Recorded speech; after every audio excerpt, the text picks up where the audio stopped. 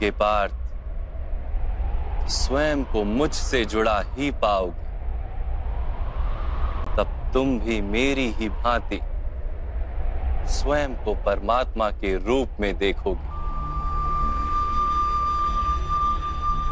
किंतु उस पद को प्राप्त करने हेतु मेरे प्रति संपूर्ण समर्पण अनिवार्य है। समर्पण क्या है माता? समर्पण मन की ऐसी स्थिति का नाम है जब मनुष्य अपने सारे संकल्पों का त्याग कर देता है, स्वयं से किसी प्रकार के निर्णय अथवा प्रण भी नहीं लेता। जिस प्रकार के कार्य उसे दिए जाते हैं उसी प्रकार के कार्य करता है। वास्तव में समर्पण का अर्थ होता है अपने आप, अपने मन को, बुद्धि को, ज्ञान को, इच्छा को, आशा को, अपनी भावनाओं को, अपना सब कुछ किसी को अर्पण कर देना। और ऐसे समर्पण को भक्ति कहते हैं।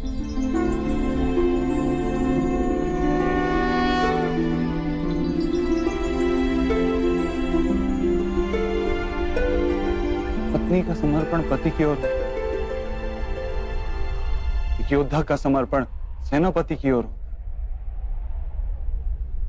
एक शिष्य के हृदय में गुरु भक्ति होती है। क्या ये सारी भक्तियां एक समान? क्या सबको ईश्वर की प्राप्ति होती है? नहीं पार्थ, मनुष्य जिसके प्रति समर्पित होता है उसी के रूप में ढलने लगता है। उसके मन में कोई संदेह, कोई प्रश्न जन्म नहीं लेता। किसी दुष्ट के प्रति समर्पण उस मनुष्य के कार्यों को दूषित कर देता है। अंगराज कर्ण ने धर्म को जानते हुए भी द्यूत सभा में पांचाली को अपशब्द कहे थे। जब 5-5 पुरुषों के साथ संबंध रखती है, वैश्या होती ऐसी स्त्रियां, वैश्या होती ऐसी स्त्रियां।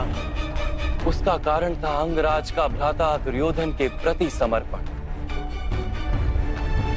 इस युद्ध में उन्हें जो दंड मिलेगा वो किसी जन्म या जाति के लिए नहीं, अथवा एक दुष्ट के प्रति समर्पण के लिए उन्हें दंड मिलेगा। इसलिए हे धनंजय, समर्पण उत्तम के प्रति होना आवश्यक है। उसी से मनुष्य उत्तम बनता है। लोहे की माला से अपराधी बांधा जाता है, पीतल की माला से मंदिर के दीपक को बांधा जाता है, और सोने की माला को आभूषण बनाकर गले में धारण किया जाता है। पति भक्ति, स्वामी भक्ति, मित्र भक्ति, ऐसी अनेक भक्तियां होती हैं पार्थ, किंतु सबसे श्रेष्ठ भक्ति तो परमात्मा की भक्ति होती है।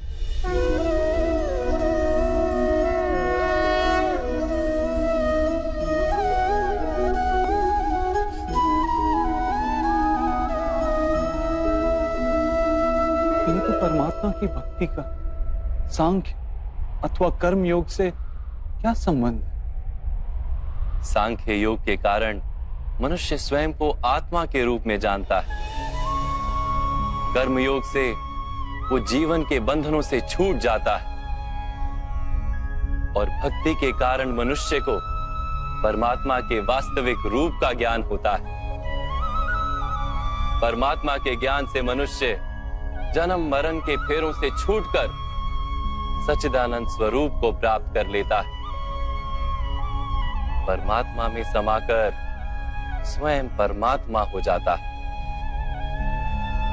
जैसे जल की छोटी सी बूंद जब सागर में मिलती है तो स्वयं सागर बन जाती है। अर्थात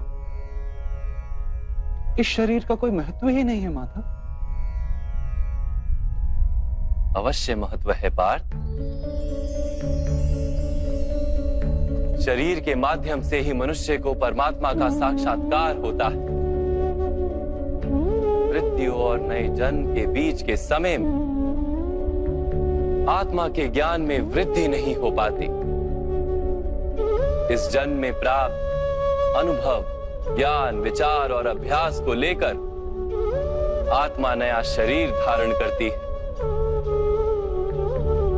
आत्मा की प्रगति और अधोगति शरीर में रहकर ही संभव है।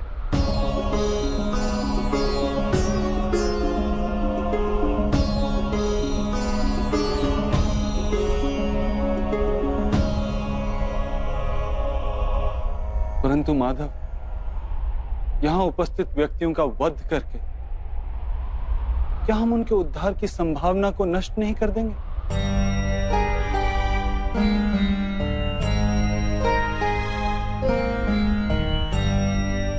तुम्हारे शत्रु धर्म की मर्यादा को तोड़ चुके हैं पार्थ।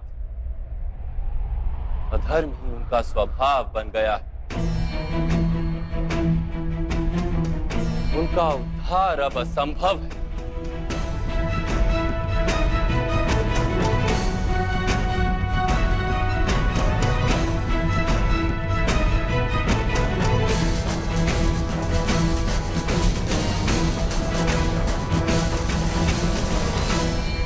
अपराधी को एक सीमा तक ही उद्धार का अवसर दिया जा सकता है। मैंने शिशुपाल के 99 अपराधों को क्षमा किया था, किंतु 100 अपराधों के पश्चात उसे दंड देना आवश्यक था।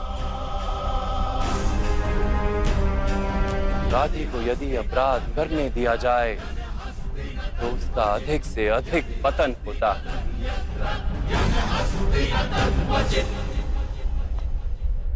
उसे अधर्म से रोकने में ही करुणा है धनंजय।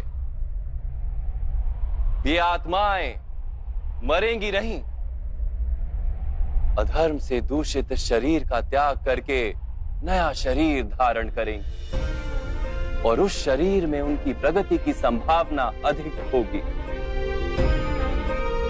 इस विचार से यदि तुम युद्ध करोगे तो वो उचित है। मनुष्य का शरीर उसकी संपत्ति भी है और मर्यादा भी।